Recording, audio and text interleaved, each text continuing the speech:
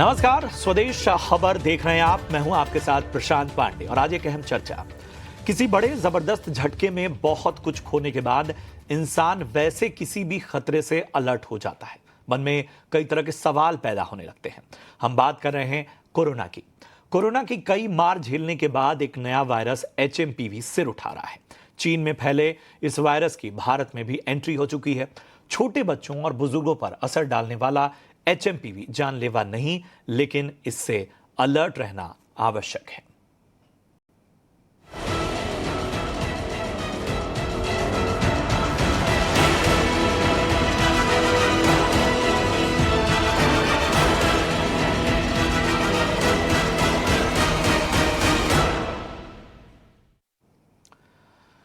जी हां, चीन में फैले HMPV संक्रमण का लगातार तीसरा केस मिलना थोड़ी चिंता बढ़ाता है, लेकिन एक जिम्मेदार चैनल होने के नाते हम बार बार आपसे ये कहेंगे कि घबराने की आवश्यकता नहीं है।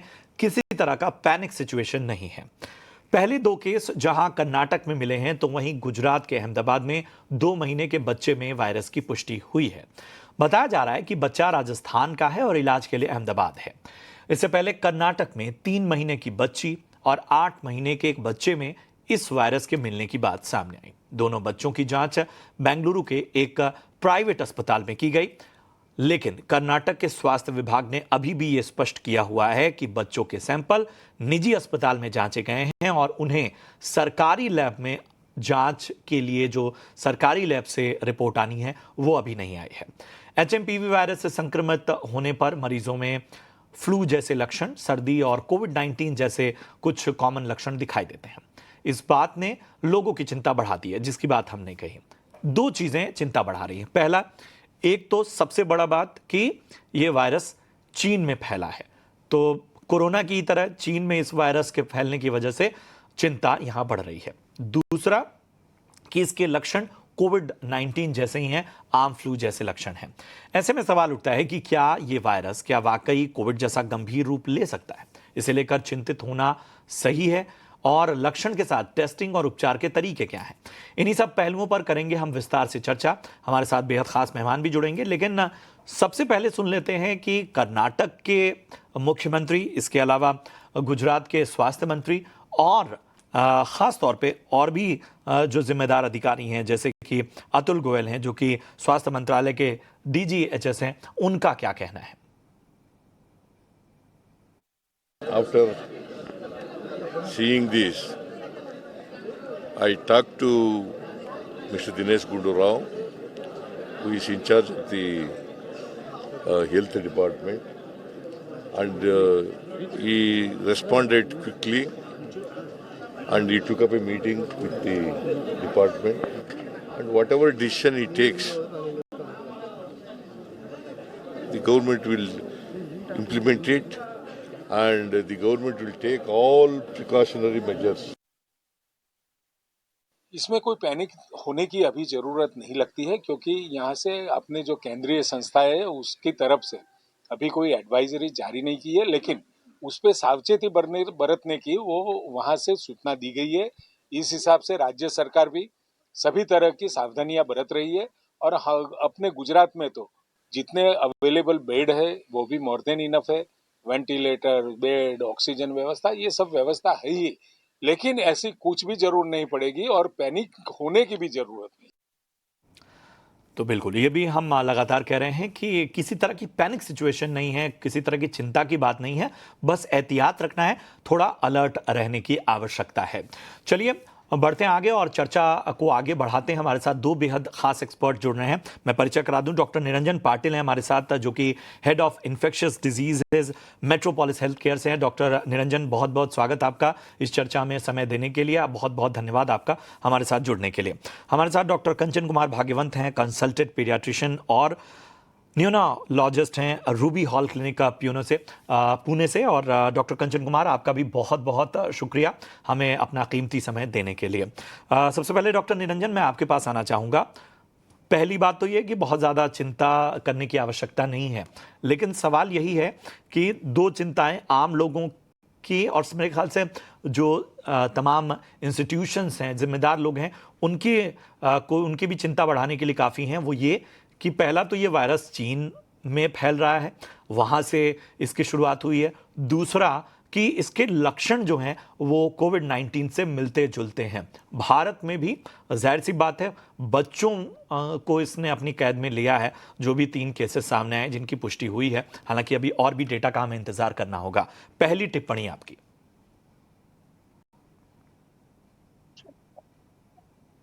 क्या आवाज सही?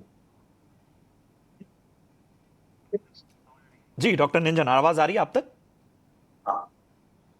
आखिरी स्टेटमेंट। जी डॉक्टर निंजन, बताइए कि इस वायरस को लेकर जो भी बातें सामने आ रही हैं, उसे क्या हमें वाकई घबराने की आवश्यकता है या उस तरह की चिंता की स्थितियां नहीं है? ओके, तो सबसे पहले मैं ये बताना चाहूंगा कि ये एचएमपीवी वायरस ये इंडिया में पहले से मौजूद था। और ये वायरस 2001 से हमें मालूम है, 2001 में पहली दफा ये वायरस नेदरलैंड्स में ये इसको देखा गया था। और ये वायरस हर कोल्ड सीजन में हमें देखने मिलता है, जबकि जहां दूसरे जो फ्लू वायरसेस है जो होते हैं। तो अगर अभी हम लोग देखा जाएंगे तो कोई डरने की कोई बात नहीं है। बस यही बात है कि ये बच्चों में जिनकी उम्र खासकर 2 साल से कम है, उनमें इनका संक्रमण हो सकता है और उनमें ये थोड़ा सीवियर हो सकता है। और जो जिनकी उम्र 65 इयर्स के ऊपर है, उनमें ये थोड़ा सा ये हो सकता है। अदरवाइज कोई डरने की कोई बात नहीं है। एंड जो अपने जो Indian council of medical research है, ये पूरे एहतियात बरत रहे हैं। और वो कोई भी नया वायरस का जो स्ट्रेन है, क्योंकि हमें चाइना से ये इंफॉर्मेशन नहीं मिल पा रही है, जैसे ही वो इंफॉर्मेशन अपने पास आएगी कि भाई ये स्ट्रेन कुछ अलग है, कि ये म्यूटेशन वाला स्ट्रेन है क्या, तभी हम लोग इस पर कह सकते हैं। लेकिन अगर मैं आज की बात करूं तो अभी कोई डरने की बात नहीं है। हमारे पास सारी टेस्टिंग सुविधा भी अवेलेबल है, जिसके जिसके साथ हम लोग एचएमपीवी वायरस का हम लोग जल्दी से जल्दी निदान कर सकते हैं। बात यही है कि चूंकि हमारा अनुभव और ज़्यादा मजबूत हो गया है कोविड-19 के अलग अलग वेव में, किस तरह से हमने अपने हेल्थ इंफ्रास्ट्रक्चर को और अपनी जानकारी को, अपनी एहतियात को वक्त के साथ किस तरह से अपग्रेड किया, उसका भी इस तरह के तमाम वायरस से लड़ने में मदद मिलती है। डॉक्टर कंचन, मैं आपके पास आना चाहूँगा। बच्चों को सामान्य भी कोई तकलीफ होती है तो माँ बाप घबरा जाते हैं, और जाहिर सी बात है कि जहां बात वायरस जैसा शब्द आ जाए तो एक पैनिक होना लाजमी है। हमें बताइए कि ऐसी स्थिति में माँ बाप जो हैं, जाहिर सी बात है अभी 3 जो भी केसेस आए वो बच्चों में ही सामने आए हैं, छोटे बच्चे हैं, तो उन्हें किस तरह की हिदायत रखनी होगी और किस तरह से, जाहिर सी बात है कि हमें पैनिक तो नहीं करना है लेकिन अलर्ट कैसे रहना है? आपने एकदम सही कहा कि कभी भी वायरस या वायरस जैसी कोई बात आती है, और ये देखा पाया जाता है कि कोविड के बाद बहुत ज्यादा पैनिक सिचुएशन की होती नजर आ रही है। तो जैसे अभी पाटिल सर ने भी कहा कि हमें बिल्कुल घबराने की जरूरत नहीं है, क्योंकि ये कोई नया वायरस नहीं है। जो रेस्पिरेटरी वायरसेस है, उसी ग्रुप का एक अलग से वायरसेस है, और ये वायरस अक्सर बच्चों में पाया जाता है। जैसे बाकी वायरस से सर्दी खांसी जुकाम होता है, वैसे ये वायरस से भी उसी तरीके का सर्दी खांसी जुकाम होता है, जो कि 3 से 5 दिन तक रह सकता है। हाँ, इसमें हमें ये बात जाननी है कि जो बच्चे की उम्र 1 साल से कम, या तो जो हम जिसे इन्फेंट कहते हैं, 6 महीने या 6 महीने के नीचे है, जिनकी इम्यूनिटी अभी तक डेवलप नहीं हुई होती है, डेवलप होने के कगार पर होती है, उन्हें ज़्यादा रिस्क है। रिस्क ये है कि उनकी बीमारी आगे बढ़ सकती है। जैसे बीमारी का निमोनिया में परिवर्तन हो सकता है, या तो ब्रोंकियोलाइटिस हो सकता है, जहाँ की उन्हें ज़्यादा से ज़्यादा हॉस्पिटलाइज़ करना पड़े या ऑक्सीजन की ज़रूरत पड़े, यहाँ तक कि उन्हें ट्रीटमेंट की ज़रूरत पड़ती है। और उसके बाद उनकी कंप्लीट रिकवरी होती है। तो इसमें हमें मेन फोकस करना है इन एज ग्रुप पर, ताकि इन बच्चों में ये वायरस का संक्रमण ना हो। अहम बात आपने कही है और इस पर मैं थोड़ा और विस्तार से चर्चा करूंगा। डॉक्टर पाटिल, हमें ज़रा ये बताइए कि क्या हम टेस्टिंग के लिहाज से या किसी तरह की रोकथाम के लिहाज से कोविड-19 वाले दौर से और बेहतर हुए हैं? और ख़ास तौर पे अगर हम जैसा आप कह रहे हैं, क्योंकि जो 2 बच्चे थे जिनके कर्नाटक में जिनके साथ मामला सामने आया है, उनकी कोई खास ट्रैवल हिस्ट्री भी नहीं है जो शुरुआती रिपोर्ट आ रही है। तो आप जैसा कह भी रहे थे कि ये पहले से भी हमारे यहाँ वायरस मौजूद है, तो वो संक्रमण का ये दौर हो सकता है। तो ऐसे में टेस्टिंग के क्या-क्या तरीके हैं? देखिए, अगर हम टेस्टिंग की बात करें तो मेट्रोपोलिस ये इंडिया का तो 2 नंबर का डायग्नोस्टिक चेन है। और हम लोग मैं ओवरऑल अगर मैं टेस्टिंग की बात करूं तो कोविड वायरस के अनुभव की वजह से अभी हमारे पास वो सारे टेस्टिंग का इंफ्रास्ट्रक्चर अवेलेबल है। हमारे पास जो टेस्ट है वो अभी यूएस एफडीए अप्रूव्ड टेस्ट है। एंड सबसे जरूरी बात यह है कि अभी हमें ये वायरस के साथ क्या करना है इसके बारे में हमारे पास पूरी जानकारी है। दूसरी बात, हमारी स्केलेबिलिटी, मतलब हम लोग कितना टेस्टिंग एक दिन में कर सकते हैं। तो अभी अगर हम लोग कोई भी लैब की बात करें, अगर हम हमारी लैब की भी बात करें तो हमारी लैब ने कोविड में जो हमें अनुभव प्राप्त हुआ है, वो अनुभव से हम एक दिन में करीबन 10,000 के ऊपर की टेस्टिंग कर सकते हैं। तो इंफ्रास्ट्रक्चर है और पूरे कंट्री में है। मैं सिर्फ किसी एक इंस्टीट्यूट के बारे में नहीं बोलूंगा, पर पूरे कंट्री में टेस्टिंग इंफ्रास्ट्रक्चर है और अच्छे टेस्ट भी है। इनफैक्ट अभी की टेस्टिंग जो है वो हमें रिजल्ट्स कुछ घंटों में देती है, 2 से 4 घंटों में देती है। तो हम लोग काफी तैयार है। एक आखिरी सवाल के साथ मैं ख़ास तौर पे आना चाहूँगा, और इन सब के बीच में सबसे बड़ी बात यह है कि क्या एल्डरलीज को, बुजुर्गों को भी जिस तरह से वायरस के संक्रमण की बात की जा रही है, उस पर हमें क्या एहतियात रखनी चाहिए? डॉक्टर कंचन, हमें ज़रा बताइए कि जिनको पहले से ही कुछ समस्याएं हैं, अस्थमा, रेस्पिरेटरी डिजीजेज ख़ास तौर पे, उन्हें किस तरह की एहतियात रखनी चाहिए, ख़ास तौर पे मेडिकेशन के लिहाज से? उन्हें खास तौर पर एहतियात बरतनी चाहिए। जैसे कि कोविड ने हमें सिखाया है कि रेस्पिरेटरी इटिक्वेट कैसे फॉलो किया जाता है, तो उसी तरीके से हमें वही रूल्स गाइडलाइंस फॉलो करने हैं। जैसे कि क्राउडेड प्लेसेस में जाना अवॉइड करना है, ठीक है? बार-बार साबुन और पानी के साथ हाथ धोना है। जब भी आप पब्लिक प्लेसेस से बाहर आते हो, तो हैंड वॉशिंग फ्रीक्वेंटली करना है। अनवॉश्ड हैंड्स बिल्कुल अपने कान, नाक या चेहरे पे टच नहीं करना है। अगर आपको सर्दी, खांसी है, तो बेटर आप घर पे रहें, ताकि आप किसी और को ये इन्फेक्शन ना दें। अच्छा बैलेंस डाइट ले, अच्छी रेस्ट ले। तो ये बेसिक ही बातें हैं जो सबसे ज़रूरी है, यही फॉलो करना चाहिए। पहली बात, इस चर्चा का पूरा निचोड़ कि घबराना नहीं है, कोई ऐसी समस्या वाली स्थिति नहीं है।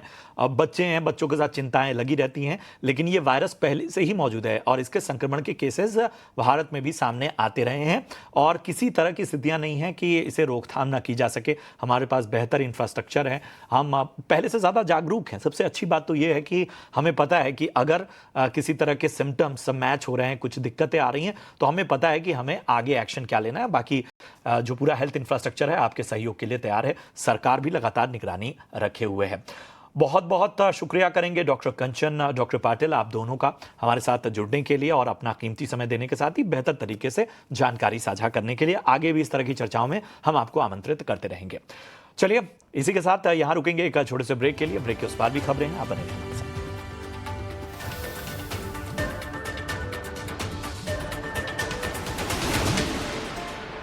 स्वागत है आपका ब्रेक के बाद। अब बढ़ते हैं अपने खास सेगमेंट 5 का पंच की तरफ, जहां मेरे सहयोगी रविंदर आपको बताएंगे कि आखिर किन शेयरों और सेक्टर ने लगाया मार्केट में एक्शन भरा पंच। जी रविंद्र। 5 के में बात करेंगे 5 ऐसे स्टॉक की जिस पे आज एक्शन देखने को मिला। तो सबसे पहले बात करते हैं नायका की, जहां पर कंपनी ने जो है अपनी Q3 अपडेट अनाउंस किए हैं और कंपनी का जो टोटल इनकम है उसमें एक अच्छी ग्रोथ देखने को मिली है Q3 में।